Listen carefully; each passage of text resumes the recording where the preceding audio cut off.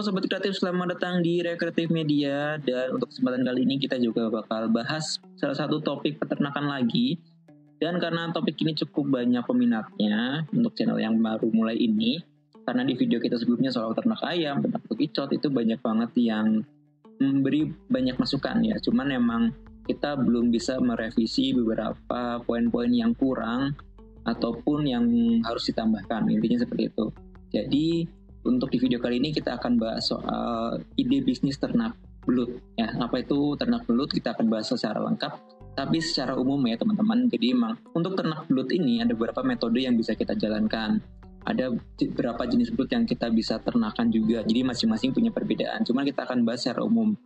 Ya, secara umumnya di ternak belut seperti apa. Nah, di video kali ini kita akan bahas mulai dari apa itu belut, karakteristiknya, manfaatnya, dan peluangnya, dan juga kira-kira berapa sih modal yang diperluin untuk ternak belut ini. Nah, kalau misalkan teman-teman tertarik, silahkan simak sampai akhir. Mungkin videonya agak sedikit lebih panjang karena nanti di video-video yang akan datang kita akan coba bahas setiap poinnya, karena kan tadi sudah dijelaskan ada beberapa metode. Kita akan bahas per metode dan per jenis belutnya seperti itu. Nah, kalau lama-lama lagi kita akan mulai videonya sekarang.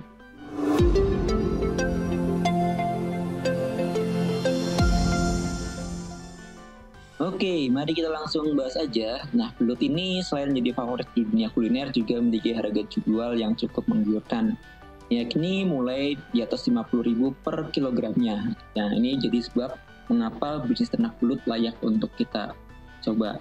Belut merupakan komoditas yang sedang naik daun sebenarnya di dunia kuliner ya belakangan ini, dan bisa menjadi peluang bisnis yang cukup menjanjikan. Harganya juga lumayan tinggi ya, dan rasanya juga bagi sebagian orang itu sangat unik ya, dan lezat juga, dan juga banyak mengandung nutrisi tentunya.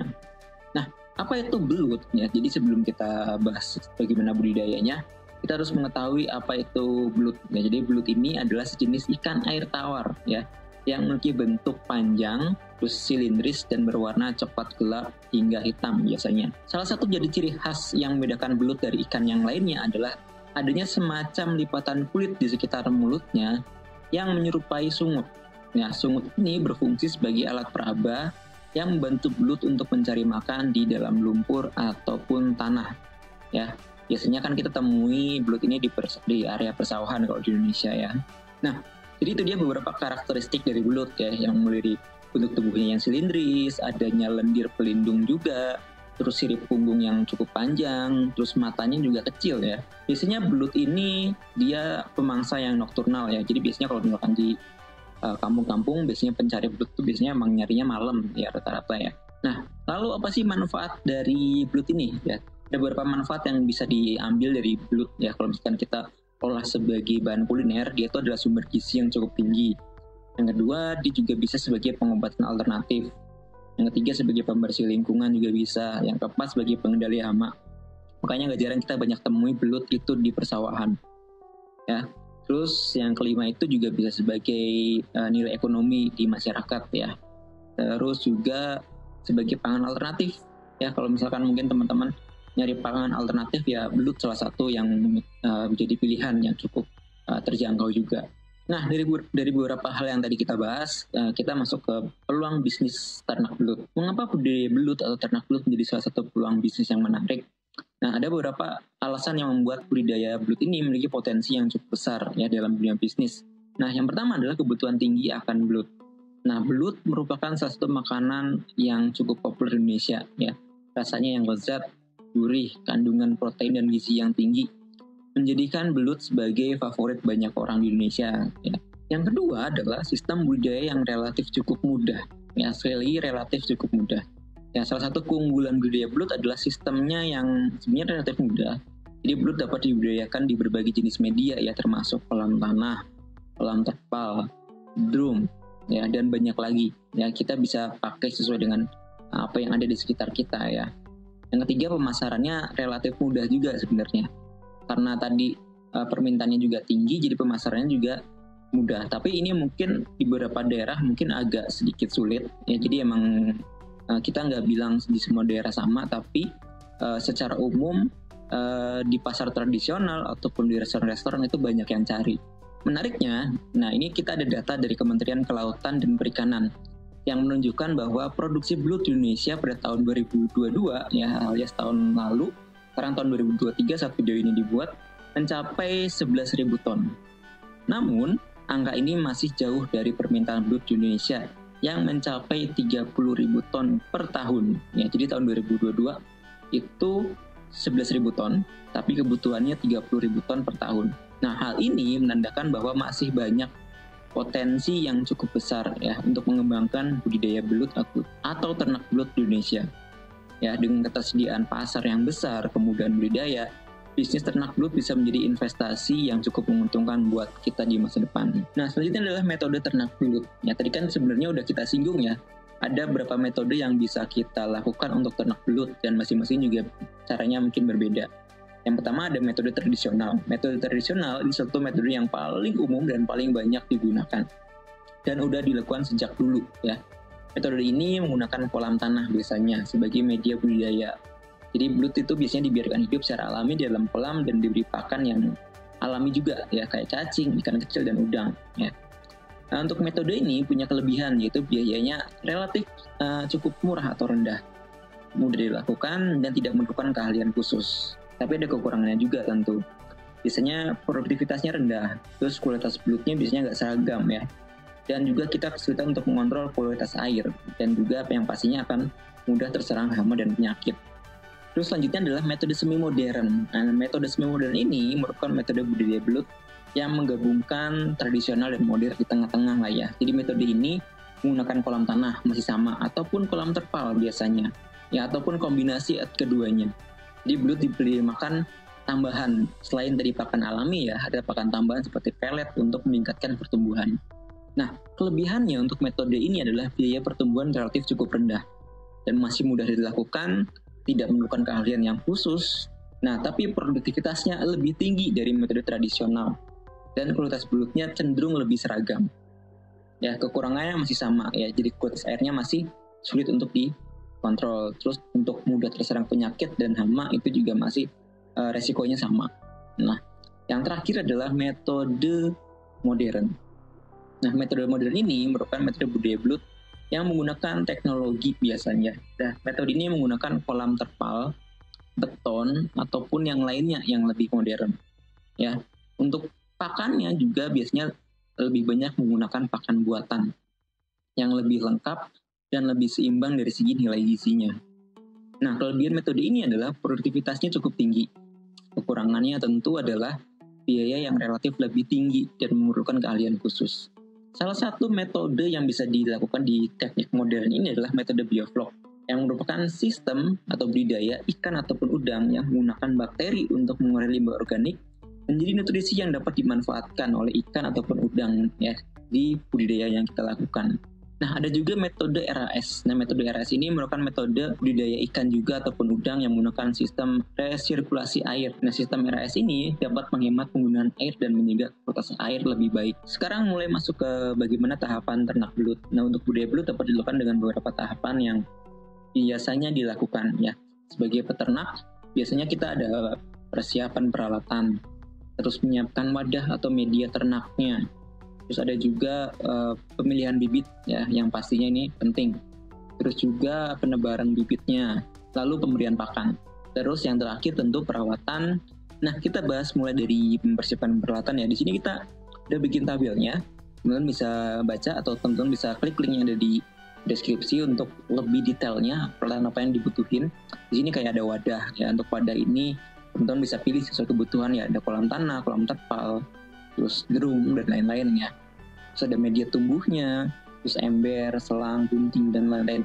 Teman-teman bisa baca di sini sesuai dengan kebutuhan teman-teman ya. Terus untuk tadi kita bahas soal menyiapkan wadah atau media ternak ya. Ini tergantung metode apa yang teman-teman pilih di situ. Untuk ternak belut ada 2 metode secara umum. Yang pertama adalah metode dengan media air jernih, yang kedua adalah metode dengan media lumpur. Ya, jadi kalau misalnya menggunakan media air jernih, teman-teman perlu menyiapkan biasanya kolam terpal, terus kolam beton atau drum bekas ya, ataupun ember yang besar ya. Teman-teman bisa pilih nih, ini kalau misalkan dengan kolam air jernih ya, atau metode air jernih. Kalau misalkan menggunakan metode lumpur, itu teman bisa pakai kolam tanah, ya pakai metode tradisional aja. Atau bisa pakai kolam terpal dengan tambahan lumpur ya, jadi kombinasi. Terus juga bisa juga pakai drum sih, atau bak plastik atau ember plastik ya, lebih tepatnya di sini. Jadi teman-teman bisa pilih metodenya sesuai dengan kemampuan ataupun hal yang bisa teman-teman temui secara mudah di sekitar teman-teman.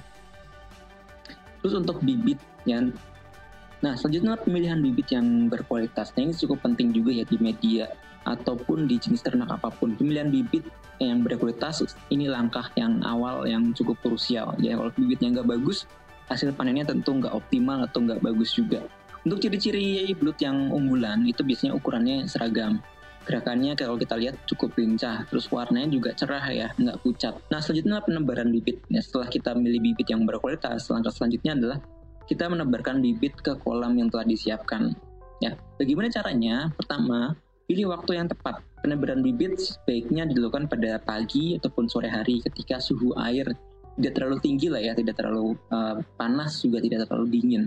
Ini menghindari penebaran bibit yang nantinya bakal bikin stres bibit tersebut. Terus yang kedua, kondisikan bibit. Jadi sebelum kita memindahkan bibit belut dari wadah pengangkutan ke kolam budidaya atau kolam utama, kita perlu mengkondisikan bibit terlebih dahulu. Ini dilakukan dengan cara mencampurkan air kolam dengan air wadah yang pengangkutan ya, dicampurkan dulu secara perlahan selama beberapa jam. Yang tujuannya agar bibit dapat beradaptasi dengan perubahan suhu dan kondisi air yang mungkin berbeda ya. Nah, yang ketiga ini sebenarnya hal kecil tapi cukup penting. Itu adalah pastikan kebersihan tangan. Jadi sebelum bibit belut kita pindahkan dengan tangan, pastiin tangan kita bersih ya. Terutama ya amit-amit ada bahan kimia yang tertinggal ataupun benda-benda yang dapat merusak bibit ya. Ini hal kecil sebenarnya, cuman mungkin banyak terlewat atau diabaikan. Nah, selanjutnya adalah pemberian pakan ya. Pakan merupakan salah satu faktor yang cukup krusial dalam budidaya ya. Nah, kualitas pakan yang baik akan berdampak positif pada pertumbuhan dan kesehatan belut. Ada beberapa jenis sih pakan yang bisa kita berikan ke belut. Yang pertama ada cacing tanah, yang kedua ada keong emas, yang ketiga itu ada bisa cacing sutra juga. Terus kita bisa juga menggunakan bekicot ya. Terus kita bisa menggunakan kepiting air tawar yang sudah dipotong kecil-kecil ya. Terus ulat ya, kayak ulat Hongkong itu juga bisa kita pakai, atau maggot ya. Terus juga kita bisa memberikan pakan tambahan kayak tepung ikan, terus pelet. Terus kita juga bisa memberikan sedikit sayuran atau buah-buahan yang udah dipotong dan disesuaikan. Nah, selanjutnya perawatannya. Nah, pada tahap ini kita udah bahas banyak ya tadi ya. Untuk bagian perawatan sebenarnya secara umum hampir sama seperti ternak-ternak lainnya, tapi karena kita menggunakan air, di perawatan kolam dan air jadi sangat-sangat krusial sebenarnya. Nah, yang pertama adalah sirkulasi air. Pastikan air dalam kolam terus mengalir walaupun dengan debit yang kecil. Ini membantu menjaga kualitas air yang baik dan mencegah penumpukan limbah belut. Yang kedua adalah pemantauan pH air. Mengapa kita perlu alat yang tadi kita sebutkan di awal ya. Jadi, belut itu lebih suka air dengan pH yang netral, hingga sedikit asam, ya pH-nya 6-7. Lalu yang ketiga adalah yang perlu diperhatikan adalah penggantian air secara berkala. Ya, air dalam kolam perlu diganti secara berkala untuk menjaga kebersihan tentunya, dan kualitas air yang lebih terjaga. Yang terakhir adalah panen belut. Ya, jadi untuk proses terakhir ini teman-teman bisa lakukan sekitar 3-4 bulan biasanya untuk proses panen dapat dimulai. Ya, dari penebaran bibit. Secara umum panen itu terbagi dua, yaitu panen sebagian dan panen total. Apa aja sih yang dapat dimanfaatkan dari belut? Yang pertama tentu adalah daging, yang kedua adalah kulit, yang ketiga telur. Ya, masing-masing punya pasarnya sendiri-sendiri tentunya. Jadi kita udah ngobrolin banyak hal soal bagaimana beternak belut, bagaimana peralatan yang dibutuhkan, bagaimana perawatannya, bagaimana panennya. Ya, yang paling jadi pertanyaan adalah berapa sih modalnya, gitu kan? Sebenarnya modalnya cukup relatif ya teman-teman. Untuk ternak belut ini bisa kita lakukan di modal 1 juta sampai 5 juta ya, hingga 10 juta sebenarnya. Jadi ada beberapa hal untuk modalnya. Pertama kita harus nentuin modal tetap. Di modal tetap ini dikeluarkan sekali biasanya ya. Biasanya itu tuh pembuatan kolam, untuk pengadaan bibit di awal, pengadaan peralatan yaitu di modal tetap. Terus ada juga modal variabel juga, itu biaya perawatan, biaya pakan, biaya pemasaran, ya banyak lah sebenarnya. Nah, untuk estimasinya sebenarnya untuk tergantung metode ya teman-teman. Untuk metode tradisional itu ada yang mungkin ya kalau misalkan kita ngambil enaknya ya teman-teman, idealnya ya, enaknya idealnya, model idealnya itu kan. Kalau kita pengen untung yang lumayan gitu. Yang untuk metode tradisional itu kita bisa di 12 jutaan. Untuk semi modern itu bisa di 23 juta. Untuk di modern itu bisa di 55 juta ya. Nah, kita juga udah coba bikin analisa ya untuk ternak belut ini. Di sini kita nggak pakai modal 10-12 juta ya. Di sini kita pakai modal 5 juta. Teman-teman bisa lihat di sini ya, dengan modal 5 juta yang nggak pas banget 5 juta ya. Di sini kalau misalkan teman-teman lihat tabelnya, di totalnya itu di 5.520.000. Kalau misalkan pengen lebih detail, teman-teman bisa baca jurnal kita yang udah kita tulis di website kita. Teman-teman bisa cek di dalam deskripsi atau kolom pin komentar yang ada di bawah ya. Kalau misalkan pinnya masih ada, ataupun cek di deskripsi aja deh biar gampang ya. Kita udah tuliskan jurnalnya juga ya, termasuk analisisnya seperti apa. Teman-teman bisa lihat di sini bagaimana analisis yang kita buat ya. Kalau misalkan di analisis yang kita buat itu modal 5 juta punya potensi ya, sekali lagi punya potensi keuntungan yang cukup besar, yaitu di 14,48 juta dalam 1 tahun ya. Dengan modal 5 juta punya potensi sekitar segitu ya kurang lebih. Dan disclaimer juga, ini hanya sebagai panduan aja. Jadi di lapangan kita tahu banget, di lapangan itu jauh banget berbeda ya. Banyak banget mungkin yang bakal kita hadapi, entah itu kita ngadepin penyakit ya, ataupun panennya gagal, ataupun panennya kecil-kecil ya, itu di lapangan mungkin terjadi ya. Terus juga harga mungkin yang naik turun di pasaran itu juga bisa terjadi juga. Kalau kita mikirin soal potensi, tentu berpotensi. Resikonya ada, tentu ada. Bagaimana meminimalisir resikonya? Ya kita harus perawatan dan lain-lain ya. Perawatannya harus bagus, kita juga harus fokus ya. Terus juga jeli ngelihat pasar juga ya. Walaupun di tahun ini 2023 itu cenderung bagus ya dari sisi potensinya, dari data kementerian cukup bagus, tapi bisa aja ternyata turun. Nah, jadi buat teman-teman silakan bisa diskusi di kolom komentar. Jadi sangat terbuka untuk diskusi bagaimana sih potensi ternak belut sebenarnya di Indonesia. Buat teman-teman yang udah mulai beternak belut, boleh dong share ke kita, share ke teman-teman. Buat yang mungkin baru mulai, mungkin coba dong diskusi sebenarnya apa sih yang kita perlukan gitu kan. Nah, jadi di sini teman-teman bisa diskusi ya. Jadi kan bisnis ternak belut ini apakah merupakan peluang bisnis yang menjanjikan dengan potensi keuntungan yang relatif tinggi sebenarnya. Nah, jadi seperti itulah teman-teman untuk membuka bagaimana ternak belut yang bisa kita lakukan. Jadi kalau misalkan teman-teman ada kritik, saran, masukan, pertanyaan, silakan boleh tinggalkan di kolom komentar atau bisa DM kami di Rekreatif Media, bisa di Instagram, Facebook, ataupun Twitter ya, atau X sekarang sebutannya. Dia mungkin saja, terima kasih, sampai jumpa di video berikutnya.